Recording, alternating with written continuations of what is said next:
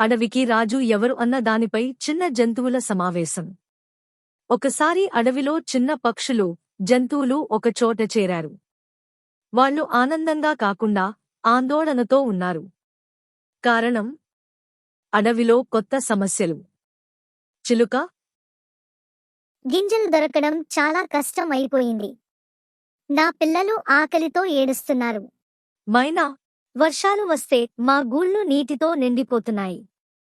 పిల్లలు తడిసి వణుకుతున్నారు. చిలుక, నా గూడు కూడా మళ్ళీ కూలిపోతుందేమో అనిపిస్తోంది. కాకి, జాగ్రత్తగా. రాత్రిళ్ళు వేటగాళ్లు వస్తున్నారని విన్నాను. భయం వేస్తోంది. కుందేలు, వేదనతో. నా పిల్లలు చిన్నవాళ్ళు. ఎక్కడ దాచాలో తెలియడం లేదు. ప్రతి శబ్దం వింటే వణుకుతున్నారు. జింక, వేదనగా. మొక్కలు తగ్గిపోతున్నాయి. ఆహారం కోసం చాలా దూరం వెళ్ళాలి. జీబ్రా, ఆలోచనగా. మనకో రక్షకుడు కావాలి. ఎవరో మనకి దారి చూపాలి. జిరాఫీ, పైకి చూస్తూ. నేను పై నుండి చూశాను.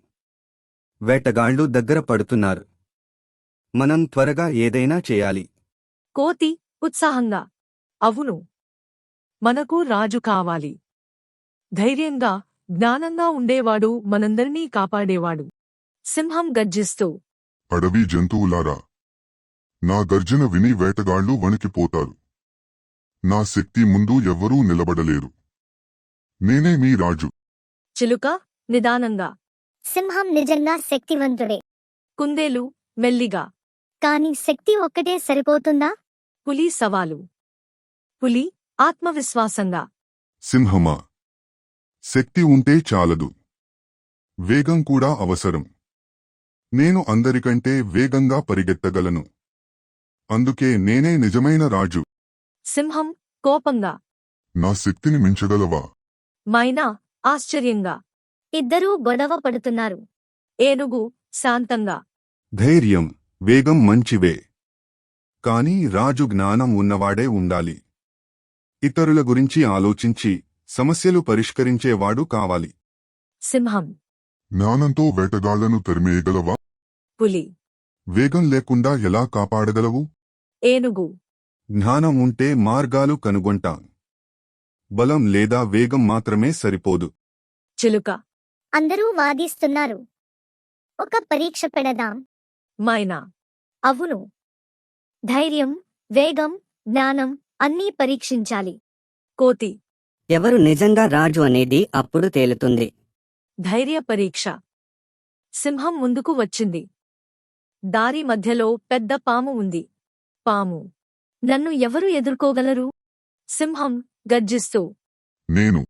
సింహం ధైర్యంగా దూకగానే పాము భయపడి పారిపోయింది. చిలుక. ఇది నిజమైన ధైర్యం.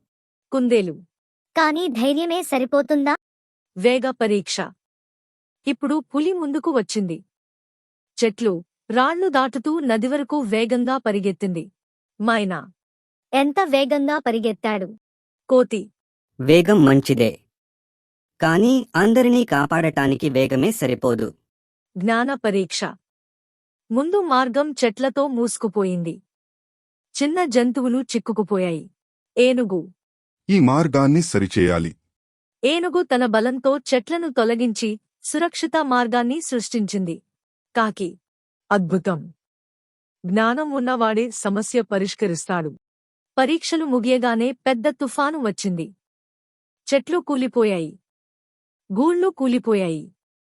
జంతువులు భయపడ్డాయి. సింహం. నా వెనుక నిలబడి రండి. నేను రక్షిస్తాను. పులి. నేను వేగంగా దారి చూపిస్తాను. ఏనుగు. నేను మార్గం తెరుస్తాను. చిలుక. మనం పై నుండి ఎగిరి మార్గం చూపుదాం. కుందేలు. మనం చిన్నవాళ్లమేమో కాని వేగంగా పరుగెత్తి సమాచారం పంచగలం. జింక. నా బృందంతో కలిసి పిల్లలను కాపాడతాను.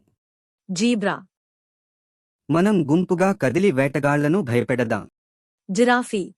పై నుండి చూస్తూ ముందుగానే హెచ్చరిస్తాను. ప్రతి ఒక్కరూ తమ బలం చూపారు. సింహం ధైర్యం, పులి వేగం, ఏనుగు జ్ఞానం. పక్షుల మార్గనిర్దేశం, చిన్న జంతువుల చాకచక్యం. చివరికి అందరూ కలిసి అడవిని కాపాడారు. సింహం, ధైర్యం ఒక్కటే సరిపోదని తెలుసుకున్నాను. పులి, వేగం కూడా చాలదు. ఏనుగు, జ్ఞానం కూడా ఒక్కటే సరిపోదు. చిలుక, మన బలం మన ఐకమత్యంలో ఉంది. మైనా, రాజు ఒక్కరే కాదు. మనమందరం కలిసి రాజ్యం. అందరూ కలిసి. మనమే మన రాజ్యం.